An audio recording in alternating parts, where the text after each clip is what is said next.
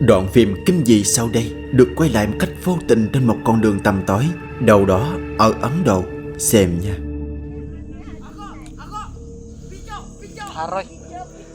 Thả rồi tiếng.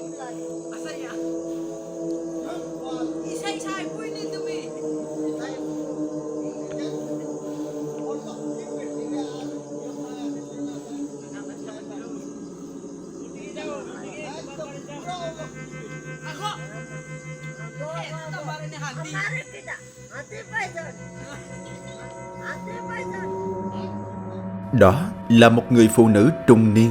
Bà ta đang di chuyển lắc lư bằng cách bò trên mặt đất. Khi đó không một ai dám đến gần để giúp đỡ bà ấy, bởi vẻ bề ngoài của bà ta nó trông không giống như người bình thường. Đầu tóc thì rối bù, còn làn da thì xanh mát, thiếu sức sống. Nhưng cái điều mà quái gây ám ảnh nhất đó là đôi mắt của bà ta. Nó có thể phát sáng trong đêm.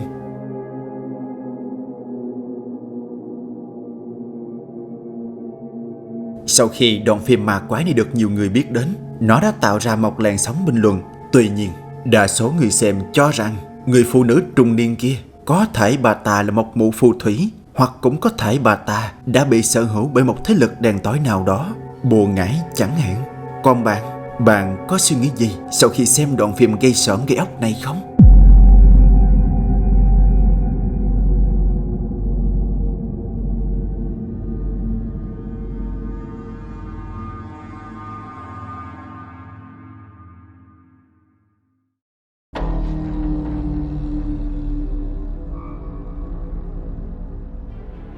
Đoạn phim ma quái tiếp theo sau đây nó lạ lùng đến mức người xem không thể nào tin được sự kiện đó đã từng xảy ra. Xem nha.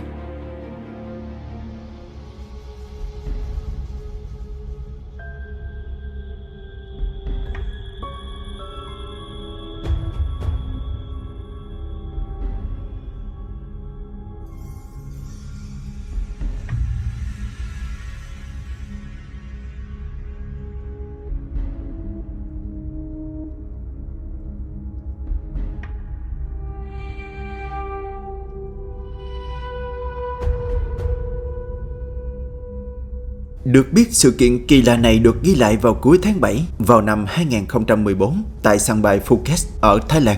Khi đó cảnh quay cho thấy xuất hiện một đoàn người đang di chuyển nhanh từ phải sang trái và dần biến mất vào góc khuất.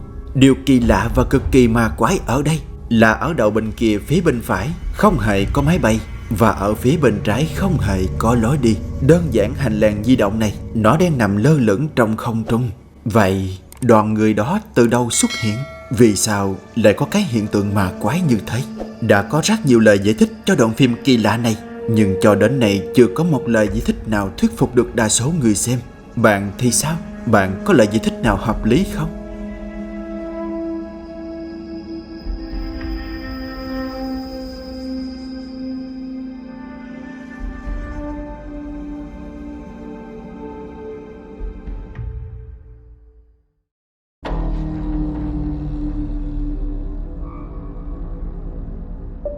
Vài ngày trước, trên kênh YouTube của điều tra viên Tim Monosort đã có chia sẻ một đoạn phim ghê rợn nói về một ngôi nhà đang có sự hiện diện của ma quỷ. Trước đó, chủ nhân của ngôi nhà đã thử nhiều cách nhưng vẫn không thể loại bỏ được những thứ ma quái kia ra khỏi nhà. Và trong lúc tuyệt vọng nhất, tình cờ họ đã biết đến Tim và đã chủ động liên lạc với anh để thuật lại những sự kiện đáng sợ đã xảy ra trong nhà họ bấy lâu nay. Sau khi nghe qua và có lời mời từ chủ nhân của ngôi nhà, Tim đã nhanh chóng thu xếp để có mặt trong ngôi nhà sớm nhất có thể. Sau khi thiết lập các máy quay ở những nơi cần thiết, Tim bắt đầu đi một vòng ngôi nhà để xem xét. Ban đầu anh ấy đã thử đặt ra những câu hỏi thông qua các nghi thức cơ bản, nhưng anh không nhận được bất kỳ một câu trả lời nào hay bất cứ một dấu hiệu nào cho thấy có sự hiện hữu của vong linh bên trong ngôi nhà này. Khi ấy Tim đoán rằng có thể vì đèn quá sáng nên vong linh đã ngại giao tiếp với anh, nên ngay lập tức anh tắt hết đèn trong nhà và chỉ thắp duy nhất một ngọn nến nơi anh đang ngồi. Sau đó anh tiếp tục đặt ra những câu hỏi. Духи из потустороннего мира. Вы можете выйти со мной на контакт.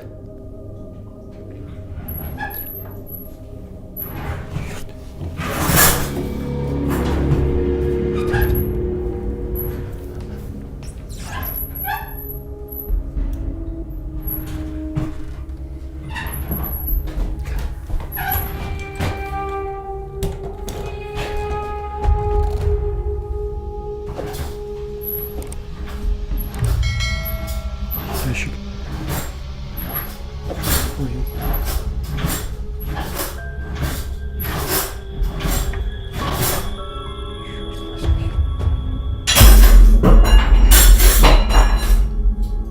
Черт возьми.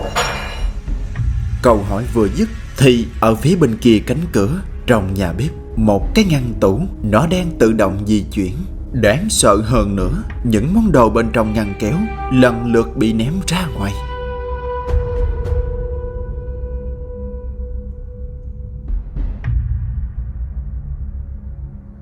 Cũng từ lúc đó, Tim đã cảm nhận được một bầu không khí lạnh lẽo đang bao trùm lên ngôi nhà. Những sự kiện ma quái vẫn tiếp tục xảy ra.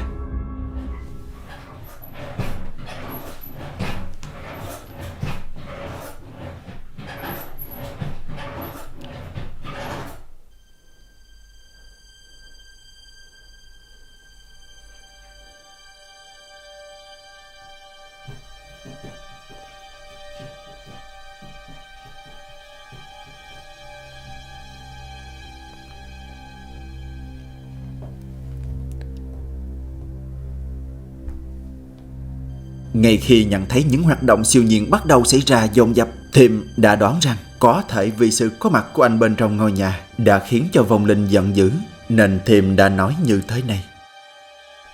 Дух этого дома. Я не желаю тебе зла. Я хочу только помочь.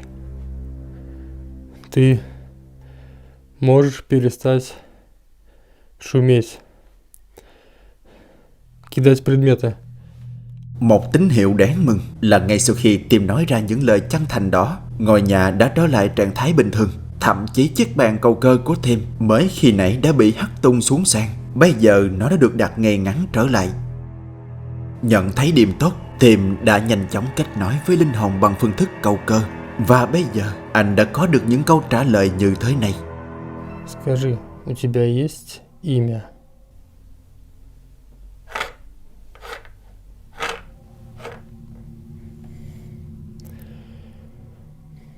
Так, не хочешь называть мне свое имя? Я понимаю, правильно?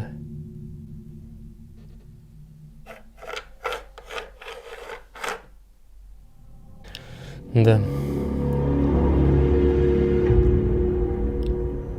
Liên tục bị linh hồn từ chối không cho biết tên, nên Tim đã đoán rằng đây không đơn giản là một vong linh, mà nó chính là một con quỷ hoặc thứ đen tối này đang phục vụ cho quỷ dữ. Và đúng như thế, bởi không lâu sau đó chính tai của Tim đã nghe thấy điều rợn tóc gáy này.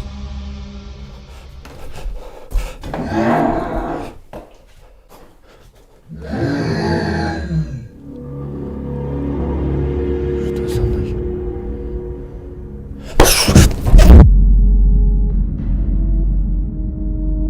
Để xem đầy đủ hơn về cuộc điều tra rùng rợn này, bạn cần phải tìm đến kênh YouTube Tim Monoshock.